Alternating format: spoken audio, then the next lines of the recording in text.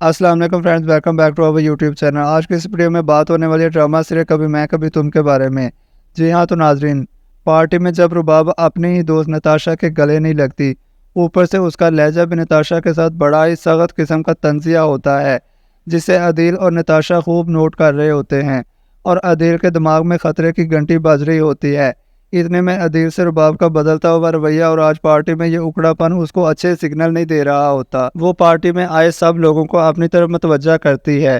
اور کہتی ہے کہ آج میں آپ لوگوں کے سامنے ایسے چہرے بے نقاب کروں گی جنہوں نے میری پیٹھ پر چھرا گھونپا ہے، اور یہ دونوں چہرے میرے بالکل سامنے موجود ہیں۔ ایک ہے مسٹر عدیل جو کہ میرے ہسبینڈ ہے، اور دوسری طرف میری بچپن کی دوست نتاشا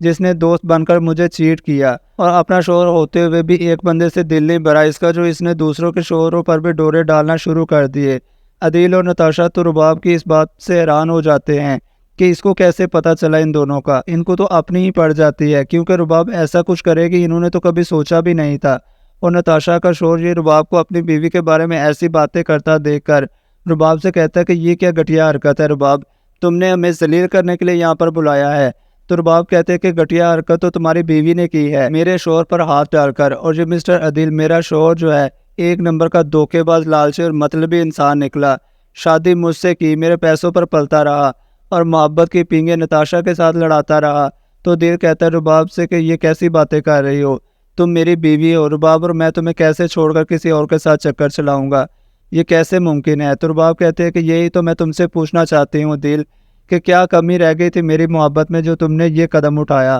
تم نے اپنی مرضی سے شادی کی تھی نا مجھ سے، میں نے کوئی مجبور تو نہیں کیا تھا، میں نے محبت دی تمہیں، اپنا پیسہ دیا، پیار دیا، سب کچھ دیا، فرض سے عرش پر بٹھایا تمہیں، تم کہاں تھے اور کہاں لے آئی میں تمہیں، لیکن تمہیں عزت راس نہیں آئی اور تم نے وہی مڈل کلاس لوگوں والی حرکت کر کے دکھائی۔ عدیل کے ماں باپ شگفتہ اور منصور صاحب بھی وہاں پر موجود ہوتے ہیں اور اپنے بیٹے کی اس حرکت پر ان کا دل کر رہا ہوتا ہے کہ وہ کہیں ڈوب مرے جا کر، اور ادھر نتاشا جو کہ مزید اپنی بےعزتی برداشت نہیں کر پا رہی ہوتی اور رباب سے کہتی ہے کہ کیا ثبوت ہے تمہارے پاس کہ عدیل اور میں رابطے میں رہے اور ایک دوسرے میں انٹرسٹڈ ہیں۔ تو رباب نتاشا کی اس بات پر ہنس دیتی ہے کہ تم اچھی طرح سے جانتی ہو کہ میں کوئی بات ایسے نہیں کر دیتی، میرا کہہ دینا ہی کافی ہوتا ہے، لیکن پھر بھی تمہاری تسلی کے لیے میں تمہیں بتا دیتی ہوں۔ پھر وہ سب کے سامنے اپنے پرس سے نتاشا کا وہ ایئرنگ نکالتی ہے جو اسے عدیل کی گاڑی سے ملا تھا، اور سب کے سامنے نتاشا کو دکھاتی ہے کہ مجھے بتاؤ کہ یہ تمہارا ہی ہے نا جو تمہارے شوہر نے تمہیں گفٹ کیا تھا، تو مجھے بتاؤ کہ یہ عدیل کی گاڑی میں کیا کر رہا تھا۔ نتاشا کو دیکھ کر کوئی بات نہیں آتی اور اس کا شوہر بھی پہچان لیتا ہے۔ عدیل جو مزید اپنی بےعزتی برداشت نہیں کر پا رہا ہوتا اور بالآخر اپنے غصے میں کہتا ہے کہ یہی تو پرابلم ہے تمہاری، تم اپنے علاوہ کسی کو خاطر میں نہیں لاتی، تم نے کبھی مجھے وہ عزت اور مقام دیا ہی نہیں جو ایک شوہر کا ہوتا ہے، تمہارے اندر دولت کا گھمنڈ ہے، میں کوئی ریموٹ کنٹرول کھلونا نہیں ہوں جسے تم جیسے چاہو چلانا شروع کر دو، اپنے اشاروں پر چلاؤ، میں جینے کا حق رکھتا ہوں، میں ایک انسان ہوں، میرے اندر بھی فیلنگز ہیں، مجھے بھی جینے کا حق ہے۔ رباب بھی سب کے سامنے دل پر بڑک اٹھتی ہے کہ تم اس قابل ہو کہ تمہاری کوئی عزت کی جائے، اور یہ جو تم نے اتنی گندی حرکت کی ہے، دھوکہ دیا ہے مجھے، تم نے یہ جو پیسوں کی چوری کی وہ تو شاید میں تمہیں معاف کر ہی دیتی، لیکن جو محبت میں کھیل کھیلا تم نے میرے ساتھ، یہ میں کبھی بھی تمہیں معاف نہیں کروں گی، اب تم دیکھو میں تمہارے ساتھ کیا کرتی ہوں۔ یہ کہہ کر وہ غصے میں وہاں سے چلے جاتی ہے اور عدیل کو خوب اچھی طرح سے نظر آ رہا ہوتا ہے کہ اب وہ کیسے سڑکوں پر الٹا پھرے گا، تو وہ بھی رباب کے پیچھے پیچھے ہو لیتا ہے اس کو منانے کے لیے، اور ادھر مصطفیٰ جو بہت اکیلا پڑ جاتا ہے، اسے ڈر ہوتا ہے کہ شرجینا کو کچھ ہو گیا تو وہ خود کو کبھی معاف نہیں کر پائے گا۔ پھر وہ اپنی اور شرجینا کے ماں باپ کو فون کر کے اس کی حالت کے بارے میں بتاتا ہے۔ شرجینا کے ماں باپ سے اپنی بیٹی کی حالت کا سن کر رہا نہیں جاتا کہ وہ کیسے ہاسپٹل میں زندگی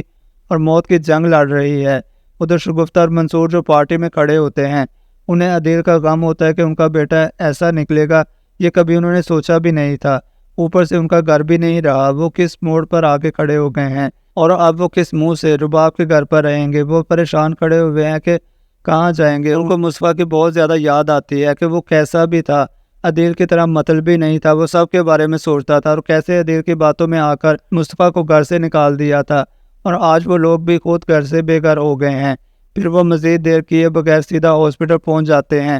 جب وہ وہاں پہنچتے ہیں تو سامنے مصطفیٰ کو کھڑا ہوا پاتے ہیں جو اکیلا بیٹھا وہاں پہ رو رہا ہوتا ہے۔ شگفتہ اپنے بیٹے کو یوں روتا دیکھ کر तड़प उठती है और भागते हुए जाकर मुस्तफ़ा को गले लगा लेती है। वो पूछती है कि क्या हुआ मेरे बच्चे, क्यों रो रहे हो, शर्जीना कहाँ है। तो मुस्तफ़ा अपनी माँ को सारी बात बताता है कि शर्जीना के साथ क्या हुआ और कैसे। मुस्तफ़ा शगुफ्ता से कहता है कि इस सब का जिम्मेदार मैं ही हूँ, मेरी वजह से शर्जीना का ये हाल हुआ है। मैंने अपने बच्चे को इस दुनिया में आने से पहले ही मार दिया है। अब जब शर्जीना के होश आएगा तो मैं क्या जवाब दूंगा उसको। शगुफ्ता अपने बेटे को दिलासा देते हुए कहती है कि इसमें तुम्हारा कोई कसूर नहीं है, जो भी हुआ है उसमें अल्लाह की मर्ज़ी शामिल थी, इसलिए तुम यूँ रो रो कर खुद को हल्कान मत करो और सब्र रखो।